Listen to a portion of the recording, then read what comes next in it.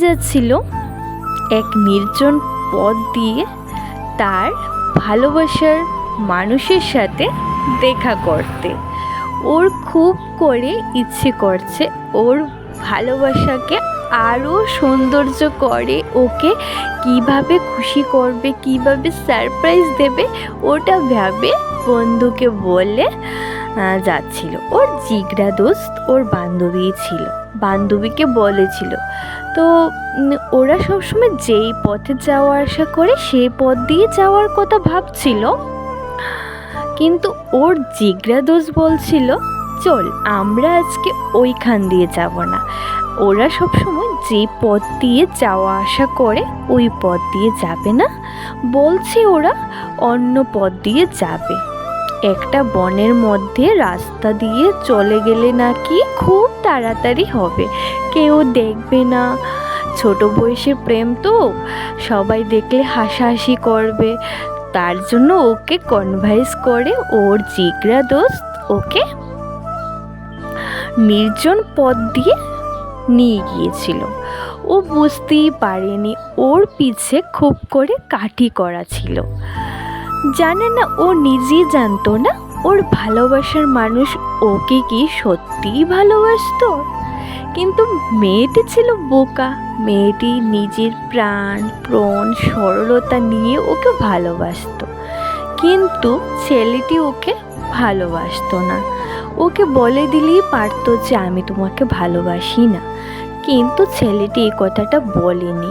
ওর জিগরা দোস্তের সাথে হাত মিলিয়ে ওকে ক্ষতি করার চেষ্টা করছিল, আর ওর জিগরা দোস্ত ওকে ক্ষতি করার চেষ্টা করছিল। মেয়েটি ছিল খুব বোকা, তাই ও বুঝতেই পারেনি।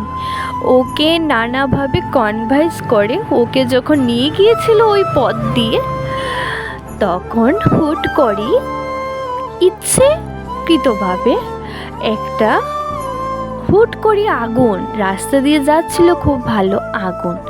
ওটা ও ইশারার সহিত বা কোনোভাবে ও বুঝতে পারেনি, তাদের আগে থেকে কন্ট্যাক্ট ছিল তো ওকে ক্ষতি করার। তো হঠাৎ করে আগুন দেখে ও রীতিমতো ভয় পেয়ে গিয়েছিল। ও তো ওর মানসিকতা যে ও জিগরা দোস্ত থেকে কিভাবে বাঁচাবে, ও সেই জন্য পাগল। রাস্তা ছিল দুটো, বনের মধ্যে নির্জন পথে দুটো রাস্তা ছিল। একটা ছিল খুব ভালো, আর একটা ছিল কাদা মাটি কাঁচ। এটা দিয়ে জেলে তুমি যদি যাও, যেতে যেতে তোমার পা সব কিছু কেটে যাবে। কাঁচ লাগলে তোমরা সবাই জানো যে পা তো কাটবি।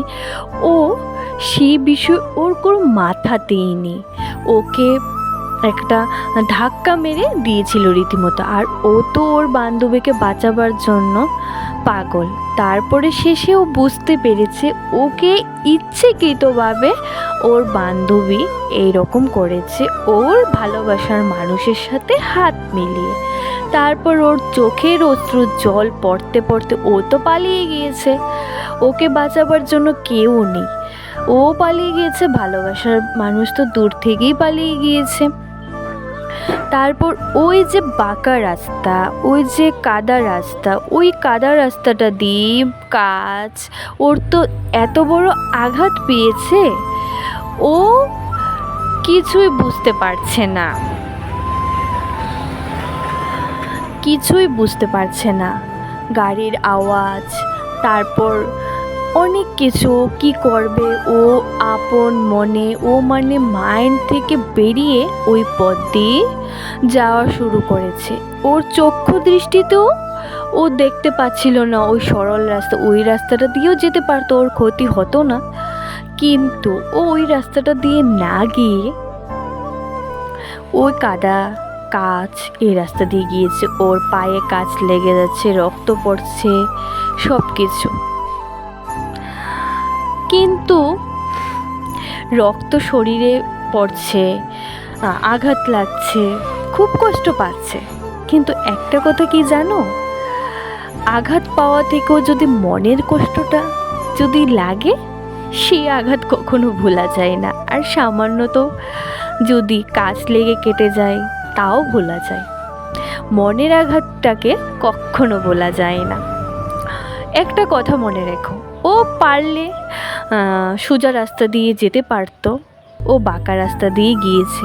একটা কথা মনে রাখা দরকার, সৎ পথে চলতে গেলে, এই গল্পটা এই জন্যই তোমাদেরকে শুনিয়েছি আর বলছি মেইন টপিকটা, সৎ পথে চলতে গেলে অনেক বাধা আসবে, আমাদের জীবনে অনেক বাধা আসবে, তার কোনো কুল কিনারা নেই।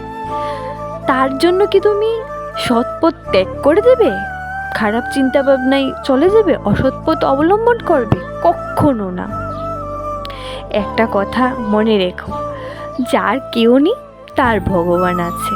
যার ক্ষতি তুমি করছো তোমাকেও তার শাস্তি পেতে হবে, এই কথাটাই মনে রাখা দরকার। তুমি কাউকে ঠকাচ্ছ, তোমাকেও একদিন ঠকতে হবে, এটাই বাস্তব, এটাই হয়ে আসছে।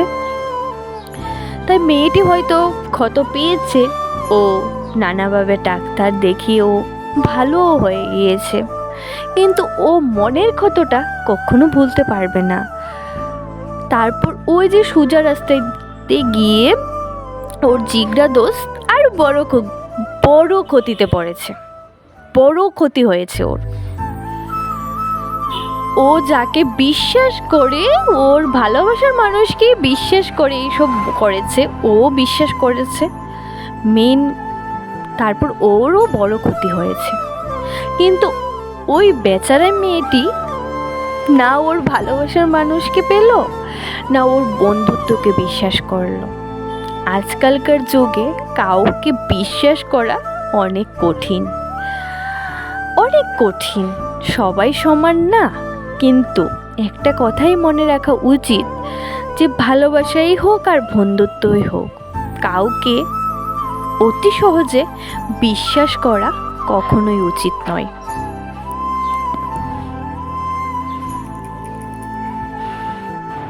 এটাই, অতি সহজে কাউকে বিশ্বাস করলে জীবনে ঠকতে লাগে।